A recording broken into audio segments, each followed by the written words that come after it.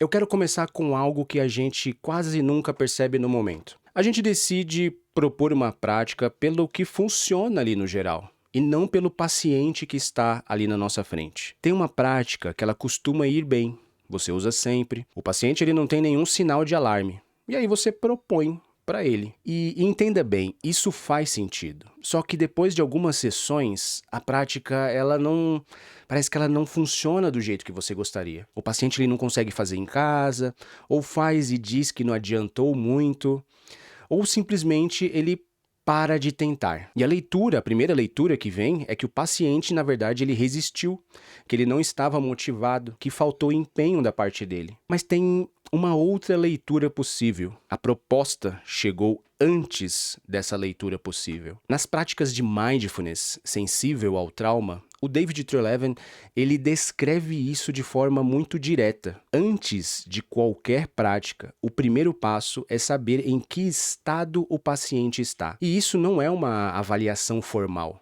É uma leitura em tempo real do estado do paciente. O paciente está regulado? Ele está dentro da janela de tolerância? A prática que você vai propor, ela vai estabilizar realmente o paciente ou vai acabar ativando ele? Essa leitura, ela não precisa ser demorada, mas ela precisa acontecer. E 3 perguntas simples ajudam a fazer isso antes de qualquer proposta. A primeira pergunta é: você já tentou alguma prática de atenção ou de respiração? Como que foi? Eu sei, essa pergunta parece muito básica, mas o que ela revela é muito mais do que um histórico de uso. Ela vai mostrar como que o paciente já se relacionou com a própria atenção. Se ele tentou e abandonou, o que aconteceu nessa tentativa? Ele ficou ansioso?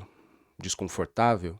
Ou ele simplesmente não conseguiu focar ali no momento? Cada uma destas respostas aponta em uma direção diferente. E entenda bem, isso não é uma triagem, é uma leitura do ponto de partida. Se a experiência anterior dele foi difícil, você já sabe que vai precisar ajustar a âncora, por exemplo, talvez diminuir o tempo ou começar com uma prática diferente. Isso vai mudar a proposta antes de fazer ela. Tem alguma parte do seu corpo que você costuma evitar, que não gosta de sentir? Essa pergunta ela entra em uma direção que a gente subestima às vezes. Pacientes com histórico de trauma ou com uma hiperativação muito frequente, às vezes têm regiões do corpo que disparam quando recebem atenção. Então, existem várias regiões que pode gerar esse tipo de efeito, dependendo da pessoa. Em alguns pode ser a região do tórax, em outros alguma região da cabeça,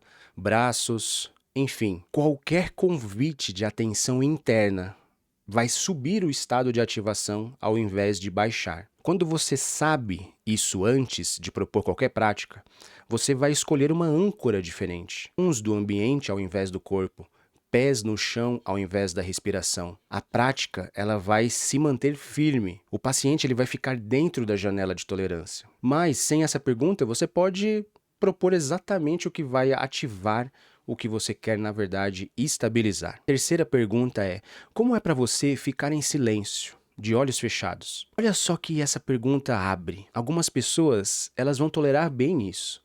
Mas outras, elas ficam imediatamente mais agitadas. Algumas até mesmo dissociam. E algumas nunca foram perguntadas isso, e a resposta vem com surpresa. Para quem tem histórico de trauma, silêncio e olhos fechados podem não ser uma condição de segurança. Podem ser, na verdade, o oposto. Saber isso antes de propor permite você propor a prática, por exemplo, com os olhos abertos, com um som como âncora, com uma duração menor. Entenda, a prática ela ainda vai acontecer, só que ela vai acontecer e vai começar de um lugar seguro. Perceba o que as 3 perguntas fazem juntas. Elas não são uma triagem de risco, elas são uma leitura do ponto de partida. Elas vão revelar a faixa de ativação do paciente, a relação que ele tem com a atenção interna e o que vai precisar ser ajustado antes de qualquer proposta. Então fica como um convite prático. Antes da sua próxima sessão, antes da próxima vez que você for propor uma prática de atenção plena,